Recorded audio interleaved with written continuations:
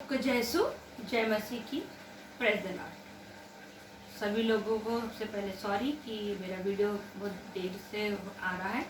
मैंने आप लोगों को वादा किया कि मैं हर संडे को आपका एक वीडियो भेजूंगी। तो चलिए आज फिर से मैं एक विचार लेके सोच लेके आप लोगों के सामने आई हूँ। आज का जो हमारा सोच है, जो आज का जो मेरा थीम है वो है अवर रिलेशनशिप विद जीसस। हमारा रिश्ता परमेश्वर के साथ कैसा है। अब पिता पुत्र रिलेशनशिप का मतलब दो पार्ट में हम लेते हैं।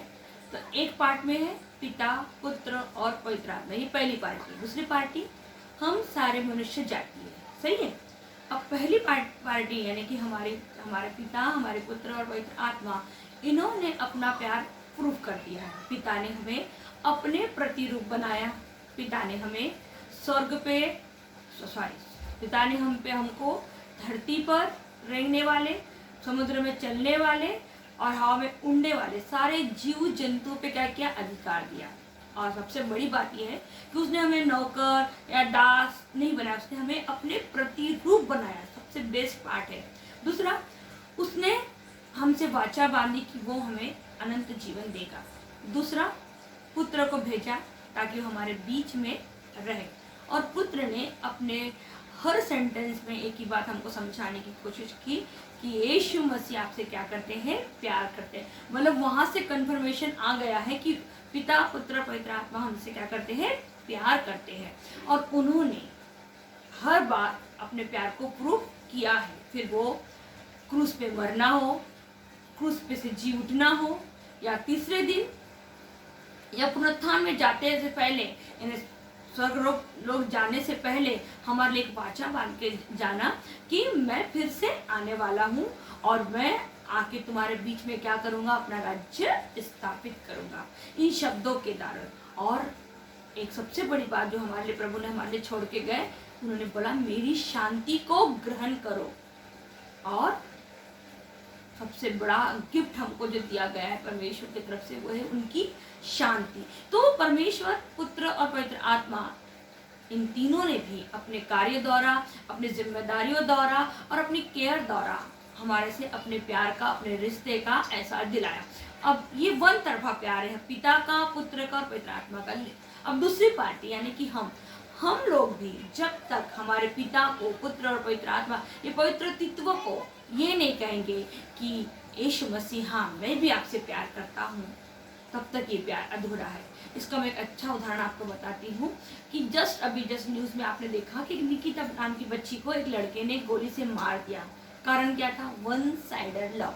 वो लड़का उस लड़की से प्यार करता था। तो क्या हमारा परमेश्वर का प्यार भी ऐसा ही है कि वो तो जबरदस्ती करेगा? बिल्कुल नहीं। यीशु मसीह हमारे जीवन में कभी भी जबरदस्ती एंट्री नहीं लेगा, क्योंकि उसने चॉइस आपके ऊपर रखी है। जीवन और मृत्यु ये दोनों आपके पास रखे हुए, दोनों में से किसको चुनना है, इसका डिसीजन आपका है। शैतान आपके जीवन में बिना परमिशन लिए आएगा। वो आपसे कभी परमिशन नहीं मांगेगा कि अमका ढमका मैं आपके तेरे घर में आऊँ क्या, नहीं। वो आपके घर का थोड़ा सा माहौल बिगड़ा दिखेगा, वो एंट्री ले लेगा। तो हमको ये जानना बहुत जरूरी है कि जिस तरीके का प्यार पिता पुत्र पवित्र आत्मा हमसे करते हैं, क्या उसी तरीके का प्यार हम भी पिता पुत्र पवित्र आत्मा से करते हैं? क्या हम आज इसलिए तैयार है, सक्षम है कि हम भी अपने यीशु से कह सके कि हाँ यीशु मसीह मैं भी आपसे क्या करती हूँ, प्यार करती हूँ? क्या वाकई में हमारा रिश्ता ईश्वर के साथ इतना अटूट बन पाया है? सोचने वाली बात है, क्योंकि बहुत ही दुख की बात है कि हम मनुष्य ने रीति रिवाजों के नाम पे, रिश्तों के नाम पे बहुत ही गड़बड़ी है हमारे जीवन में। मैंने कई ऐसे लोगों को देखी हूँ जिनमें इंसानों के प्रति, जीवित इंसानों के प्रति, रिलेशनशिप के प्रति कोई भी प्यार, कोई भी जिम्मेदारी नहीं। क्योंकि आप जब कोई जिम्मेदारी लेते हो, उस जिम्मेदारी में आपको दुख मिले या सुख, उस जिम्मेदारी को आपको अपने मरने दम तक पूरा करना है। यही मैंने बहुत से लोगों को देखी हूँ कि जो जिंदे लोगों को तो शायद एक गिलास पानी के लिए भी ना पूछे, लेकिन मरने के बाद उनके नाम का 40 दिन का दिया लगा के बैठते हैं, या मरने के बाद उनके लिए कब्र बनाते हैं। वाकई में क्या यीशु ने बाइबल में कहीं तो भी मरे हुए लोगों के साथ अपने रिश्ते के बारे में कहीं कुछ बताया है? हाँ, अच्छा कर्म है हमारा, हमें सब कुछ करते हैं, लेकिन इससे परमेश्वर खुश नहीं होता, इससे यीशु खुश नहीं होता। इससे आप कर, क्योंकि परमेश्वर का से रिश्ता बनाना ही, यीशु से रिश्ता बनाना ही मनुष्य जाति से प्रेम करना है। और हमारे पास तो प्रेम है ही नहीं। प्रेम की कमी हमारे पास है, हर रिश्ते में सिर्फ और सिर्फ गुस्सा और नफरत भरी पड़ी है। तो दोस्तों, ये बहुत समय है कि हम अपने आप को जाने परिचय। मेरे हर वीडियो का मेन टॉपिक, मेन कंसेप्ट है शरीर और आत्मा। ये दो पार्ट में हमारा जीवन चलता है। शरीर के बारे में आपको जानकारी देने की कोई जरूरत नहीं है, मैं सिर्फ आत्मा के बारे में बोल रही हूँ। हमारी आत्मा का भी अपना एक जीवन है जो हमको अनंत जीवन में ले जाएगा, और उस अनंत जीवन के लिए हमारे पास बोला कि अपने पिता को प्यार कर, और जैसा ही तू अपने पिता से प्यार करता है तो वैसे ही अपने पड़ोसी से प्रेम कर। पड़ोसी कौन है? सबसे पहला पड़ोसी है आपके घर में रहने वाले आपके लोग। मुझे बड़ा अफसोस होता है, लोग जिन लोगों के बीच में हम रहते, खाते पीते, उनसे हम बात तक नहीं करते, मुंह फुला के घूमते, बाहर जाके हम बात करते हैं। मैंने बहुत से लोगों को देखे, लोग उनके घर में मेहमान जाते हैं, मेहमान उनके घर में बैठ रहते हैं, वो फोन में लगे रहते हैं। वाकई में ये प्यार का सबूत है, रिलेशनशिप का सबूत है।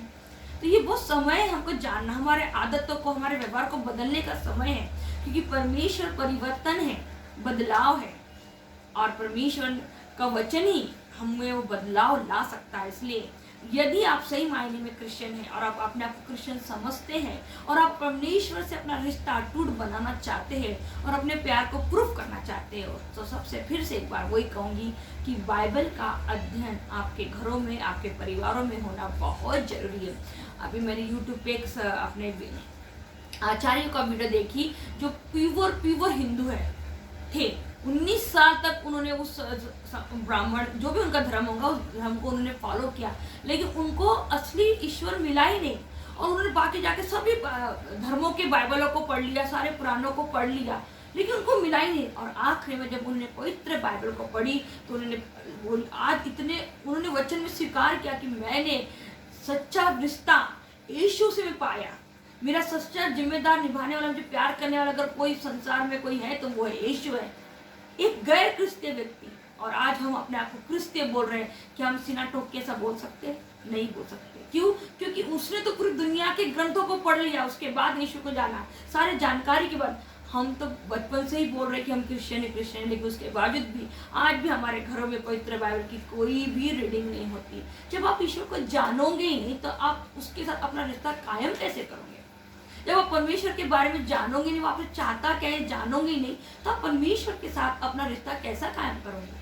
तो मेरे अपनों, मेरे दोस्तों, मेरे बच्चों, मेरे भाइयों, मेरे बहनों, ये समय है, ईश्वर को अपने जीवन में आने दीजिए, उसको अपने जीवन में काम करने दीजिए, उसको इनवाइट कीजिए कि प्रभु मेरे जीवन के हर कार्य में तो सर्वप्रथम स्थान पाए। जी हाँ मेरे प्रभु, मेरे दोस्तों, प्रभु से बोलिए कि मेरे प्रभु मेरे हर कार्य में तू बढ़े और मैं घटूं, और मेरे जीवन से तुझको महिमा मिले, हिम्मत के साथ, प्यार से। और तभी यीशु आपके जीवन में हर जगह काम करेगा, क्योंकि वचन कहता है कि बाइबल में 365 बार ऐसा शब्द आया है, यीशु ने हमसे कहा है कि डरो नहीं, मैं तुम्हारे साथ हूँ, मैं संसार के अंत तक तुम्हारे साथ हूँ। कितना सुंदर विश्वास यीशु मसीह हमको दे रहे हैं। फिर भी क्यों हमारे जीवन में इतनी सारी तकलीफें हैं? क्यों हम एक दो अनाज के लिए, खाने के लिए, कपड़ों के लिए, बच्चों के लिए इतने परेशान क्यों रहते हैं हम?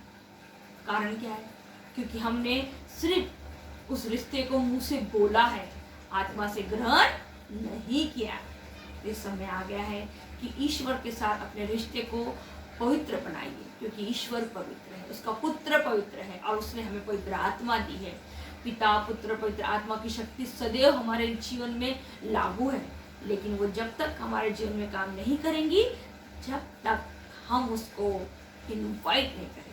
यीशु आ मेरे जीवन के हर पल में, हर क्षण में तू कार्य कर, तू बढ़े मैं घटूं, मेरे जीवन से महिमा तुझे मिले। क्योंकि इस संसार का सारा ज्ञान इस संसार में रह जाएगा, उस संसार का सारा ज्ञान उस संसार के लिए, और उस संसार का ज्ञान हमारे पास है ही।